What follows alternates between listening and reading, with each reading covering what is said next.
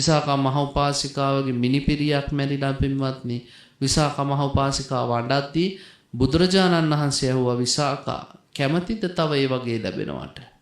ස්වාමීනි මොනවද අහන්නේ වගේ 1000ක් ලැබුණත් කැමති.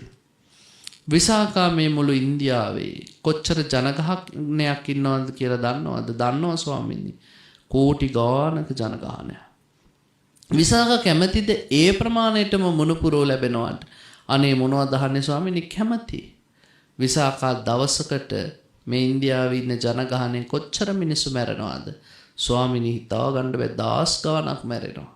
විසාකා එතකොට ඉන්දියාවේ තරම් ජනගහනයක් මුණුපුරු මිනිපිරියෝ ලැබුණාම දවසකට එච්චර ප්‍රමාණයක් මැරෙනවා නම් ඔබට දවසකට අඬන්න වෙන වාර ගණන නිමා නැත කිව්වා. විසාකට තේරුණා ඇත්තනේ නං.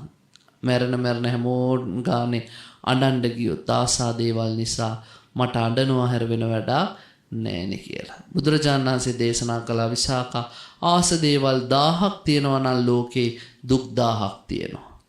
ආස දේවල් 500ට අඩු කළොත් දුක් 500යි. ආස දේවල් 100ක් වුණොත් දුක් 100යි. ආස දේවල් 10යි නම් දුක් 10යි. ආස දේවල් 2යි නම් දුක් 2යි. එකම එක දෙයකට නම් ආස ඒ දේ නිසාමයි පින්වත්නි අපිට දුක. අපි ආස දේවල් එකක්වත් මේ ලෝකේ නැත්තම් අපිට කිසිම දුකක් නැහැ. ඒ නිසා මේ ලෝකයේ තුල ආසා කරන දේවල් වලින් වෙන් වෙන්න වෙනවා මරණේ තෙක් කියන කාරණේ ඔලුවට ගන්න කිව්වා. එහෙම හිතද්දි ඔබට ආසාවති කියන එක අඩු වෙලා නමුත් හැමදේම මිදෙන්න.